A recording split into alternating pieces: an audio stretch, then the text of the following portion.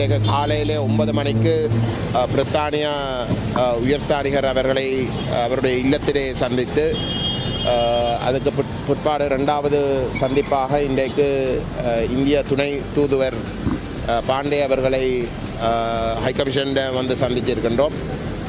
அதே போன்று இப்பொழுது 11:30க்கு ஐநாவுடைய உயர்ஸ்தானிகர் அவர்களை சந்திக்கிறோம் அவருடைய அலுவலகத்திலே.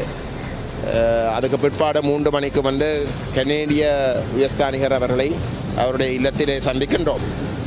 இந்த சந்திப்பினுடைய நோக்கம் இந்த தூதரகங்கள் அனைவருக்கும் இந்த வர்த்தமானி தொடர்பாக நடைபெற இருக்கின்ற மிகப்பெரிய ஒரு அநீதி, தமிழ் மக்களுக்கு நடைபெறுகின்ற அநீதியும் திட்டமிட்ட வகையில் வந்து காணிகளை தமிழ் மக்களிடமிருந்து பறித்து குடியேற்றங்களை நடத்துவதற்கு சட்டவிரோத செயல்பாடுகளை முன்னெடுப்பதற்காக அரசாங்கம் திட்டமிட்டிருக்கின்ற அந்த விடயத்தை அம்பலப்படுத்துவதற்கென்ற நோக்கத்தோடும் அவர்களை கொண்டு இந்த உயர்ஸ்தானிகரை கொண்டு கடும் அழுத்தங்களை வந்து ஏற்படுத்தி அந்த வர்த்தமானியை வாபஸ் பெற வைப்பதற்கான ஒரு முயற்சியாகத்தான் நாங்கள் இந்த சந்திப்புகளை செய்து கொண்டு வருகிறோம். இந்த சந்திப்புகளை செய்வதற்கு நாங்கள் நாடி இருக்கின்ற ஹை கமிஷன்ஸ் வெளிநாட்டு தூதரகங்களை பற்றி சொல்ல வேண்டும். இந்தியாவிலே கிட்டத்தட்ட 1 லட்சம் தமிழ் மக்கள் அங்கு அகதியிலாக சென்றிருக்கிறோம். அவர்கள் அனைவரும் இங்கே இருக்கக்கூடிய தங்களுடைய காணிகள் சொத்துக்கள் எல்லாத்தையும் விட்டுவிட்டு வெறும் கையோடு தான் அங்கே சென்று இன்றைக்கு அவர்களுடைய மிகப்பெரிய பெரும்பான்மை வந்து முகாம்களிலே வாழினர்.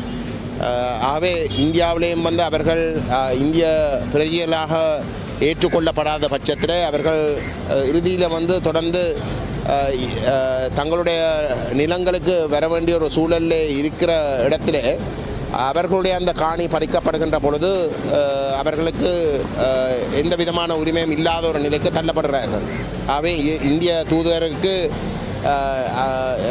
இங்கே தலையிடுறதுக்கு அவருக்கு ஒரு கடமையும் இருக்கின்றது. அந்த வகையில் இந்திய தூதரை நாங்கள் நாடினோம். பிரித்தானியாவும் கனடாவும் வந்து இலங்கை விவகாரத்தில் ஐநா மனிதுரிமை பேரவையில் வந்து அந்த குரூப்பில் வந்து முக்கியமான அங்கத்தவர்களாக இருக்கிறார்கள். ஆகவே அவர்களும் இந்த பிரச்சனையிலே வந்து மனித உரிமைகள் சார்ந்த விடயங்களிலே அக்கறை செலுத்துகின்ற நாடுகளாக தங்களை அடையாளப்படுத்தியிருக்கின்ற சூழலில் வந்து அவர்களுக்கும் ஒரு கடமை இருக்கின்றது. இந்த விடயத்தில் வந்து தலையிட்டு இந்த வர்த்தமானியை வந்து வாபஸ் பெற வைப்பதற்கு. அத்தோடு ஐநா உயர்ஸ்தானிகரை அவன் ஐநா விதிமுறைகளைத்தான் இந்த அரசாங்கம் இந்த வர்த்தமானி அறிவித்தல் ஊடாக மீற முயற்சிக்கின்றது. ஆகவே ஐநாவுக்கும் இதில் நேரடியாக தலையிட்டு அந்த போதிய அழுத்தங்களை கொடுப்பதற்கு ஒரு கடமை இருக்கின்றது அடிப்படையில் தான் இந்த 4 தூதரங்களையும் வந்து நாங்கள் அவசரமாக வந்து சந்திக்க முயற்சித்திருக்கின்றோம். மேலதிகமாகவும் எதிர்காலத்தில் வந்து நாங்கள் தொடர்ந்து மெட்ட தூதரங்களை நாங்கள் சந்தித்து இந்த விடயங்களை அவர்களுக்கும் எடுத்து சொல்லுவோம். குருந்தூர் மலை விவகாரத்தில் வந்து 79 ஏக்கர் காணி 30களில் 1930களிலே வந்து தொல்பொருளுக்குரிய பெருமதியான காணியாக வந்து அடையாளப்படுத்தப்பட்டிருந்தது. ஆனால் அதை சுற்றி மேலதிகமாக 300 ஏக்கர் காணியை அங்கே குருந்தூர் மலையில் வந்து சட்டவிரோதமாக விஹாரை கட்டப்பட்ட அந்த பிக்கு சுவியாக இருக்கிறதுக்கு இதுக்கு முதல் இருந்த அரசாங்கம் காலத்தில் வந்து நடவடிக்கை எடுக்க முயற்சித்தது. ஆனால் ரணில் விக்ரமசிங்கட்ட காலத்திலே அந்த காணிகள் அனைத்தும் மக்களுக்கு சொந்தமானவே. அவர்கள் அந்த 300 ஏக்கரை அப்படி மேலதிகமாக பறிக்க முடியாதுன்ற ஒரு கட்டளை இடப்பட்டது.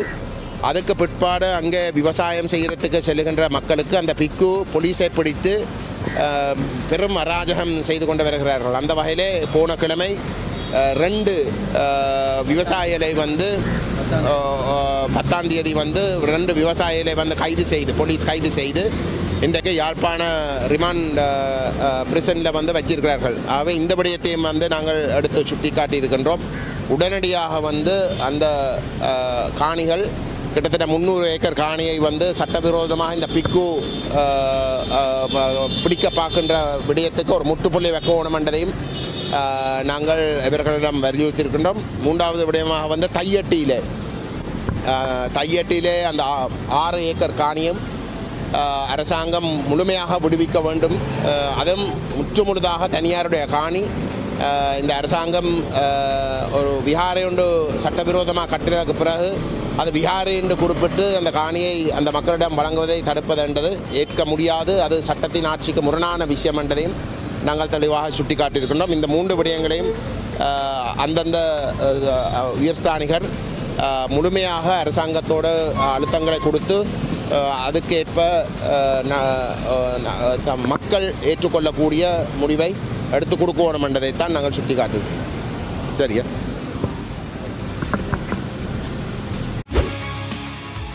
செய்திகளை உடனுக்குடன் தெரிந்து கொள்ள உடனே சப்ஸ்கிரைப் பண்ணுங்க.